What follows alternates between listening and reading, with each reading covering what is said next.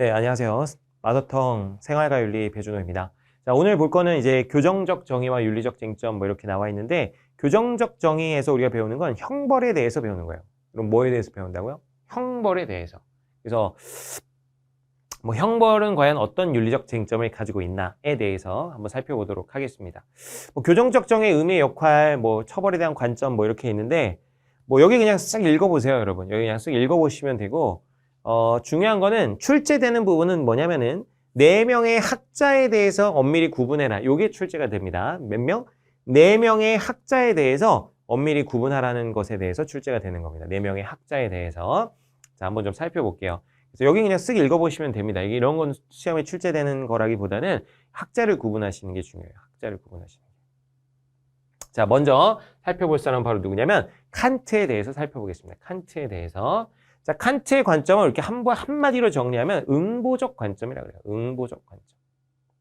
응보적 관점이 과연 뭐냐? 응보. 응보라는 건 응당한 보복을 말합니다. 응당한 보복. 그래서 뭐예요? 눈에는 눈?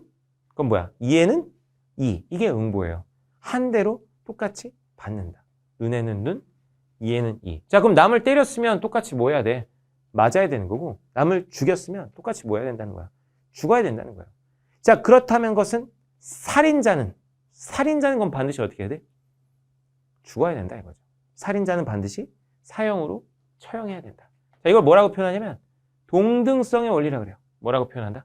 동등성의 원리. 나를 때렸으면 똑같이 맞아야 되고, 나를 죽였으면 똑같이 죽어야 된다. 이게 바로 응보라는 거야. 응당한 보복. 그래서 뭐라고 표현해? 동해포복. 같은 해로 보복한다. 뭐라고요? 같은 해로, 똑같은 해로 보복한다. 이런 얘기예요. 사법적 형벌이라는 건 범죄를 저질렀기 때문에 가해져야 된다는 거예요. 다른 이유는 없어요. 다른 이유는 없어요. 예를 들면 범죄 예방. 칸트는 범죄 예방 이런 이유 때문에 처벌하는 것이 아닙니다. 다른 이유. 예를 들면 범죄 예방. 다른 이유는 없습니다. 다시, 칸트는 오로지 그 사람이 잘못했기 때문에 벌을 내리는 거예요. 그 사람이 한 것에 대한 응분한 대가를 받는 거지, 그 처벌 때문에 다시 그 처벌을 통해서 범죄 예방을 하려고 형벌을 하는 것이 아닙니다. 오로지 그냥 범죄를 일으킨 사람에게 죗값을 받게 하는 게 목적이에요. 범죄를 저질렀기 때문에 가해져야 되는 거지, 칸트에게서는 다른 이유가 없습니다. 범죄 예방 같은 다른 이유는 없어요. 그리고 이 사형이라는 것은, 자, 사형에 대해서 칸트가 이렇게 얘기합니다. 선생님, 칸트는 인격성을 엄청 중시했는데 그런데 어떻게 사형을 찬성할 수 있죠? 칸트는 이렇게 얘기합니다. 살인자는 남의 인격을 파괴한 굉장히 지금 비인격적인 상황에 놓여 있죠. 남을 죽였어. 어떤 사람이 남을 죽였어. 그 사람은 완전히 인간 쓰레기인 거야. 인격성을 지금 남의 인격성을 파괴해버렸고, 그렇다면 자기 인격성도 거의 뭐 무너져 버린 상태일 거예요. 칸트는 이렇게 생각하는 거예요. 그렇게 사느니 빨리 그 사람도 똑같이 죗값을 치르게 해서 죽여줌으로써 그 사람도 죄책감에서 벗어나고, 지금 그렇게 쓰레기 상태로 사는 것보다 빨리 죗값을 받게 해주는 게 훨씬 더 낫다는 겁니다. 그래서 사형이라는 것은 그 사람에게 책임을 지운, 죗값을 받게 해주는 것이기 때문에 오히려 그의 존엄성과 가치를 인정하는 거다. 즉, 다른 말로 하면 사형은 살인자를 뭐 하는 것이다? 존중하는 것이다. 이렇게. 다시, 사형은 뭐라고요? 살인자를 뭐 하는 것이다? 존중하는 것이다. 왜 존중하는 것이다? 죄책감에서 해방시켜준다는 거예요.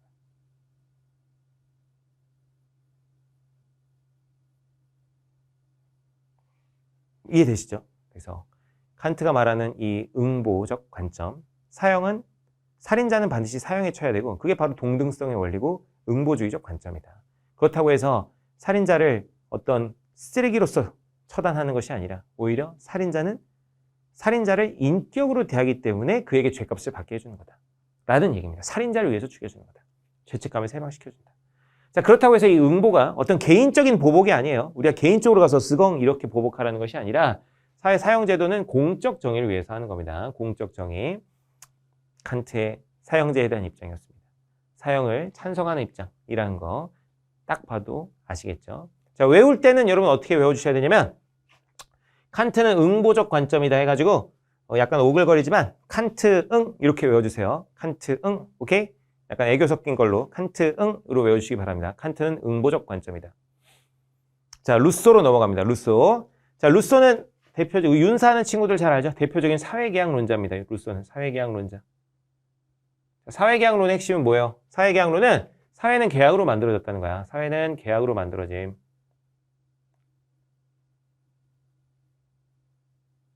사회는 계약으로 만들어졌고, 그렇다면 여러분 무슨 얘기냐면 사회라는 건 원래 존재하는 게 아니라 우리들끼리 뭐 해서 만들었다는 거야. 계약을 통해서 만들었다는 거야. 한 10명 정도가 계약을 통해서 만들었어, 사회를. 근데 그 사회를 그럼 한 명의 의지만 가지고 운영을 하면 되겠어요? 안 되겠어요? 당연히 안 되겠죠. 이렇게 그럼 10명끼리 사회를 만들었으면 그 10명이 다 동의할 수 있는 의견, 의지를 가지고 사회를 운영해야 됩니다. 그걸 루스는 뭐라고 표현했냐면 일반 의지라고 표현했어요. 일반 의지.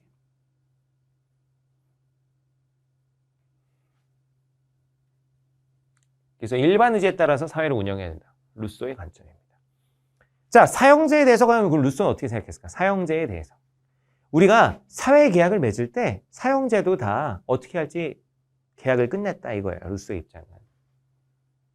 자, 뭐라고 표현하냐면 뭐 좀 이제 여기 써볼까요? 자, 루소의 입장. 자, 우리는 살인자로부터 죽기가 싫습니다. 그죠? 우리는 살인자로부터 죽기 싫어. 그렇기 때문에 만약에 사형제도가 있으면 나 역시 죽을 수도 있죠. 만약에 사형제도가 있으면 나 역시 사형을 당할 가능성이 생기죠.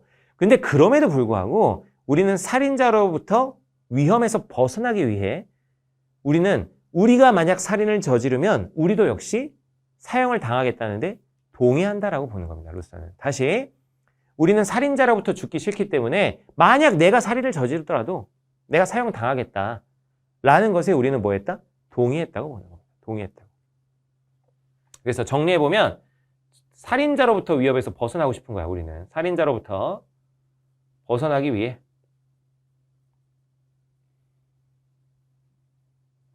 사형을 당할 위험을 우리는 감수하는 사형을 당할 위험, 즉 사형제도, 사형을 당할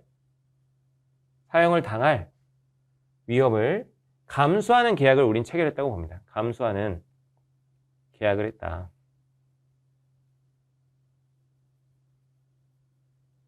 이 감수하는 계약을 했다고 보는 거죠.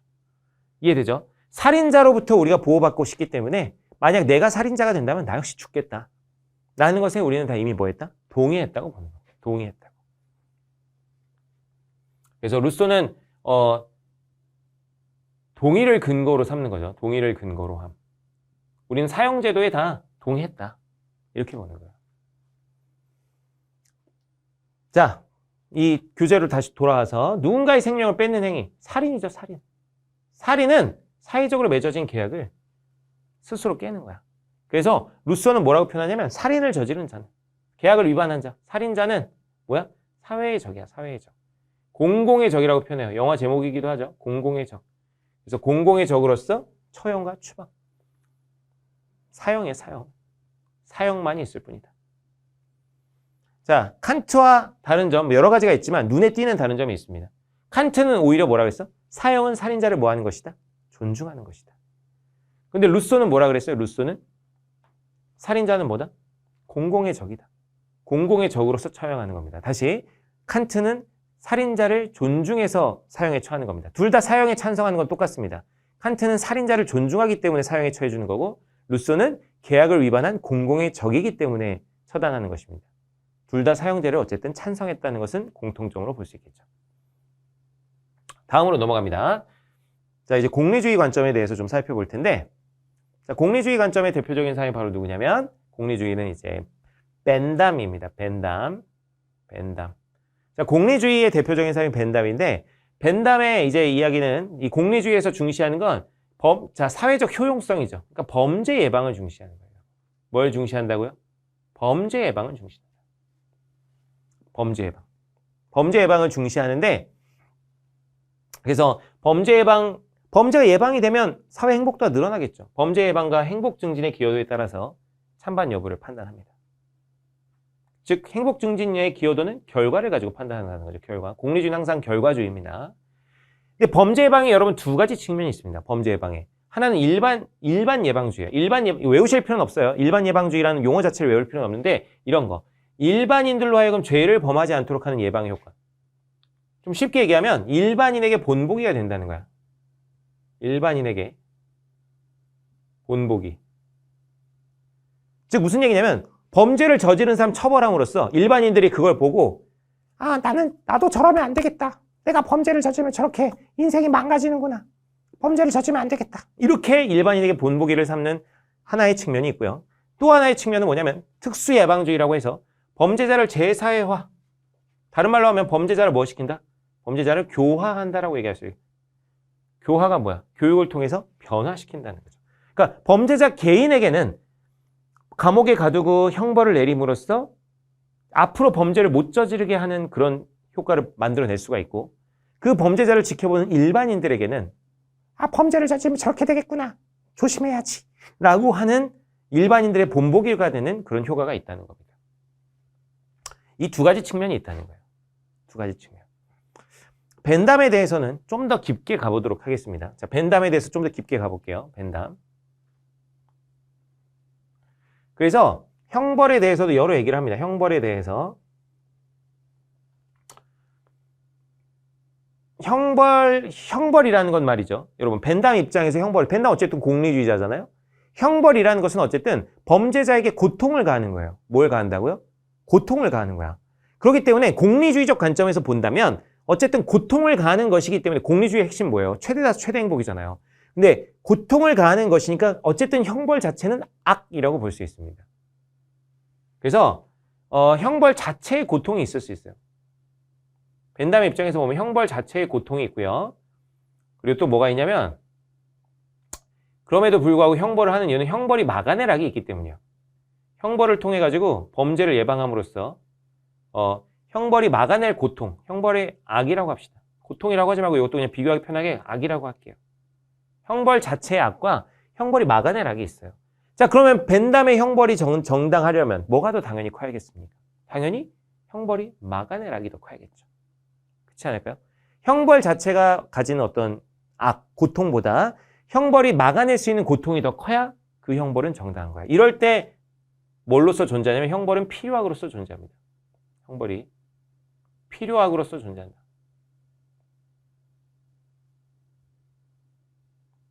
필요악. 형벌 자체는 어쨌든 고통을 주는 것이니까 나쁜 거지만 하지만 더 큰 악을 막기 위해서 반드시 필요하니까 뭐라고 표현하는 거예요? 필요악.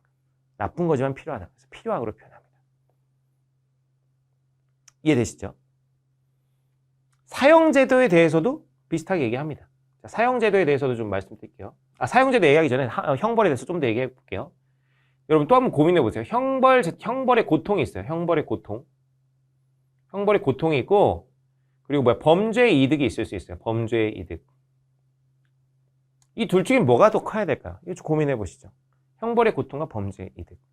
여러분 한번 생각해 봐요. 은행을 우리가 턴다고 했을 때 성공하면 뭐 몇십억을 벌 수 있다고 해봅시다. 그런데 걸려봤자 뭐 처벌은 뭐 징역 한두 달 산다 나온다고 해봐요.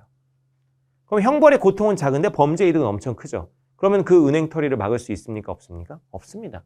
그래서 형벌의 고통은 최소 뭐보다는 커야 돼? 범죄 이득보다는 커야 돼. 이래야 뭐가 발생하는 거야? 범죄 예방 효과가 생깁니다. 제 말 이해되죠? 이렇지 않으면 범죄 예방 효과가 없어요. 아이고. 이래야 범죄 예방 효과가 생기는 거죠.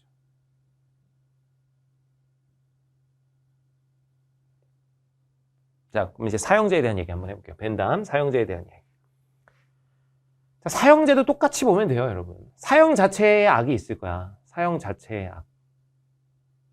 그러지 않을까요? 어떤 악이 있을까요? 어쨌든 사형을 가하면서 범죄자를 죽이니까 그 범죄에 고통이 생길 것이고요. 그 범죄자의 가족들이 굉장히 괴로워하겠죠. 우리 아들이 죽어버리다니. 그렇지 않겠어요? 사형 자체가 가진 악이 있습니다. 그리고 역시 그럼 또 뭘 비교해봐야 돼요? 사형이 막아낼 악을 비교해봐야겠죠. 사형이 막아낼 악. 그럼 뭐가 더 커야겠어요? 만약 사형제를 찬성하려면 뭐가 더 커야 된다? 사형이 막아내락이 더 커야겠죠. 자, 벤담의 입장은 그래서 조건부 찬성입니다. 이 조건을 충족할 때만, 사형에 대해서 조건부 찬성이에요. 이 조건을 충족할 때만 조건부 찬성입니다. 사형 자체학보다 뭐가 더 클 때? 사형이 막아내락이 더 클 때. 근데 이런 경우가 사실 언제 있겠어요? 언제 있냐면, 자, 뭐 잠깐만 딴 얘기를 좀 하면, 다른 얘기는 아니고 예를 좀 들어보면, 자, 예를 들면 살인자가 있어. 살인자가 있는데 그 살인자가 진짜 반성하고 난 다시는 살인을 저지르지 않겠다 라고 교화가 된다면, 그럼 굳이 죽일 필요 있어요, 없어요? 굳이 죽일 필요 없어. 살인자라고 다 죽이는 게 아니야. 그래서 벤담 입장에서는. 벤담 입장에서 어떤 경우에만 죽이냐면, 그 범죄자가 살아있는 것이 그 사회 전체를 위협에 빠뜨릴 때, 무슨 어벤져스에 나오는 타노스 같이 엄청난 존재일 때, 자기 세력도 막강하고, 그래서 걔를 살려두는 게 나라 전체에 엄청난 위협이 될 때, 그때만 사용을 하라는 거예요. 살인자라고 다 죽이는 게 아니라 나라 전체에 위협이 될 때만 사형을 집행해라, 이렇게 얘기합니다. 그래서 좀 정리해보면, 범죄자를 살려두는 것이 사회 위협이 될 때나, 범죄자를 살려두는 것이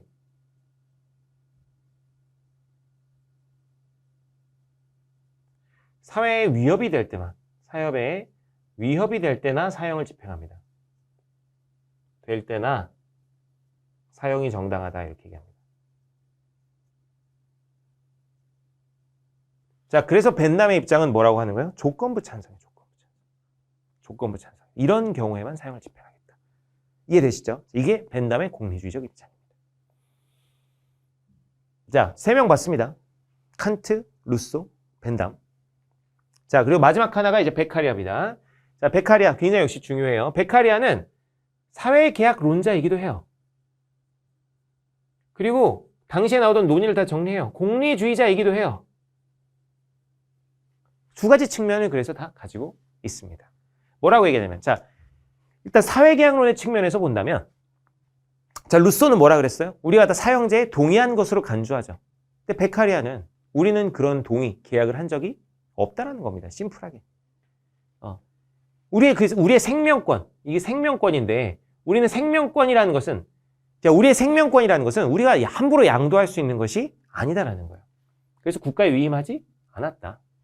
그렇기 때문에 국가는 생명을 빼앗을 권리, 개인의 생명을 빼앗을 권리, 사형을 집행할 권리가 없다는 겁니다. 국가는 사형을 집행할 권한이 없다. 그리고 또 하나, 자, 공리주의 측면도 있단 말이에요. 베카리아는 사회계약론자이기도 하고 공리주의자이기도 해요. 범죄 예방 효과, 자, 이거 공리주의 측면에서 보는 거예요. 공리주의 측면에서 본다면 사형은 일시적이에요. 일시적. 사형은 일시적인데 종신노역형은 지속적이야. 지속적. 그래서 일시적인 사형보다 오히려 종신노역형이 뭐야?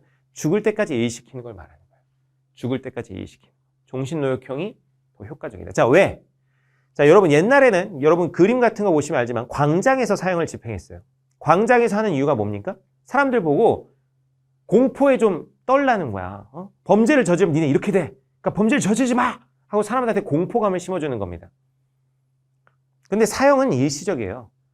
무슨 얘기냐면 그 광장에 모여가지고 단두대로 목을 치고 막 이렇게 군중들한테 보이고 했어도 시간이 지나면 군중들은 또 그 기억이 희미해지고요. 또 새롭게 태어난 아이들은 그 장면을 보지를 못했습니다. 그런데 종신노역형으로 한다면, 종신노역형, 영원히 죽을 때까지 일을 시키는 거죠. 지금같이 더울 때, 지금 여름인데 태양볕에 그 어떤 살인자나 범죄자들이 중노동을 하고 있는 겁니다. 그럼 사람들이 지나가면서 저 사람을 볼 때마다 저 사람은 살인자이기 때문에 저렇게 평생 동안 저러고 있구나 하면서 계속 리마인드 된다는 거예요. 살인을 저지르면 안 되겠구나. 그리고 새롭게 태어난 아이들도 엄마, 저 아저씨는 왜 저러고 있어? 저 아저씨는 살인자란다. 그렇기 때문에 저렇게 개고생을 하고 있는 거야. 아이가 그럼 어떻게 해요? 엄마, 정말 범죄를 저지르면 안 되겠네요. 하기 때문에 종신노역형이 더 효과적이라는 겁니다. 사형은 일시적이지만 종신노역형은 더 지속적이기 때문에. 이해되시죠? 그리고 베카리아는 공리주의자이기 때문에 당연히 뭘 따져요? 사회적 유용성. 최대다 최대 행복. 이런 거 당연히 따집니다. 이건 벤담과 당연히 공통점이 되겠죠.